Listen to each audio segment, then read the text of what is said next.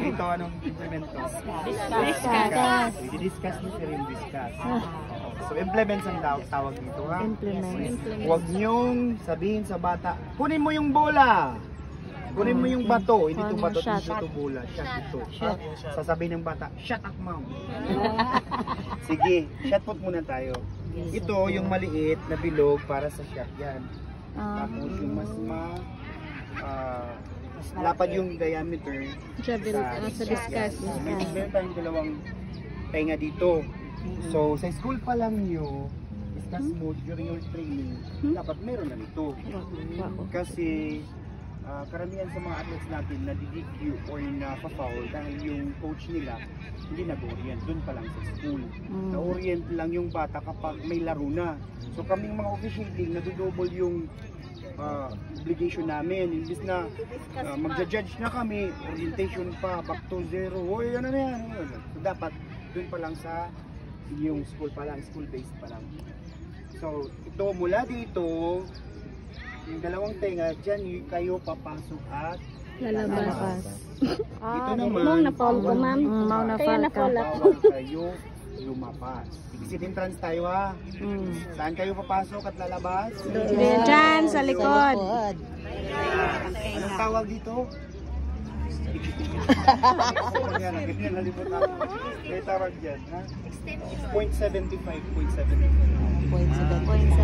Tapos, tatawag yung officiating athlete number 001. Saan ka papasok? Doon, sir. Doon. Athlete. Saan papasok? Doon. Dito. Tapos, ilang oras dapat nasa loob yung athlete? 60 seconds or 1 minute. 1 minute. Mamaya na po yung mag-open forum po tayo. Sige, kilala akong sige. Tapos, paano malalaman ng coach na nandun sa bleachers or ng athlete na malapit na yung oras?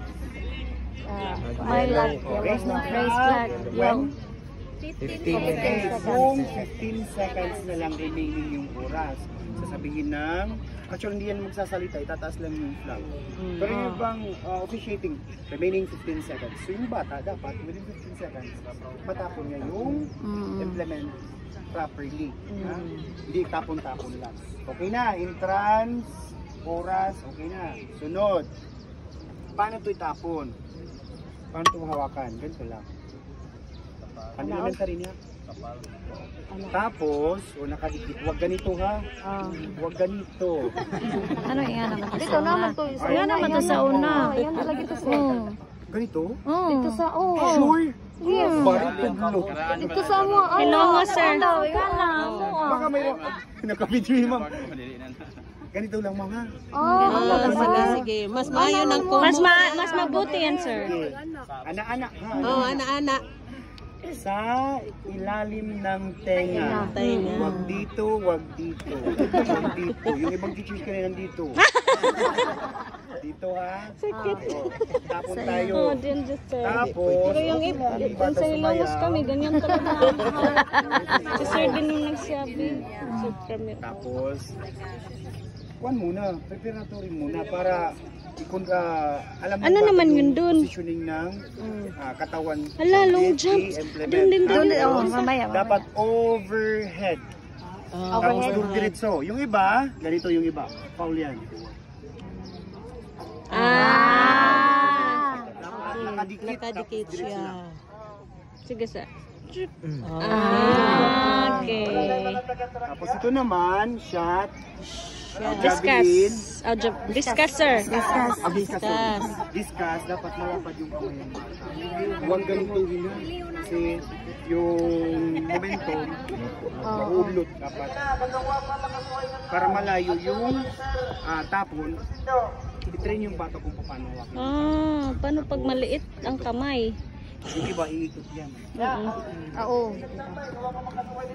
Ay, di ako umikot kanina, sir. Example, Kunin mo yun, tapon, ikaw nasunod. tapos ganito. Dito siya, nakaapak, tapos nandun na yung implement.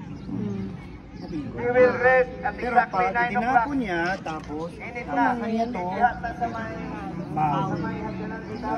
Tapos yung implement, dito bumagsak. Foul. Foul. Sa loob. Good. Dito walang marking to. Unlike sa Javelin. kailangan may marking. Dito siya una tumama. So dyan yung, Dito saan yung measurement? Doon sa una. Sa una. Oh. So yung officiating dapat alam siya. Sige. Tapos, pagkabitaw ko nito, huwag munang lumabas kung mati. Antayin na Magland. yung implement. Dito. Huwag dito. Kasi yung iba, good yung pagkatapon, di foul. Nagpa-foul sila dun sa Exit. Sayang yung tao. Yes. Sige. Open forum tayo. Question. Measurement. Question. Ang measurement. Anong tawag dito? Reference points. Example. Dito tumama. Dapat dito yung 0. Diyan 0. Tapos, dito nyo babasahin kung shot put. Dito babasahin kung Discuss. tapos yung assistant na officiating dapat naka-align dito sa may anong tawag dito? Reference point. Reference Yung point. pressure. Nasa center. Huwag dito ha. Hindi naka-slant. Oo, straight talaga sir. Straight dito kung saan yung marka ng pagkabagsak. Tapos babasahin nyo dito. Halimbawa, dito tumama. So yung officiating kanina dito ono. Doon ka, dito ka sir. Transfer Dyan. ako dito. Kasi ito yung reference point. Nakuha nyo? Yes sir. So 0. 0 doon. Tapos doon. So ito yung gamit dito. Ito yung dito nyo ilalagay yung tape measure. Sige, open forum tayo. Question. Dito na.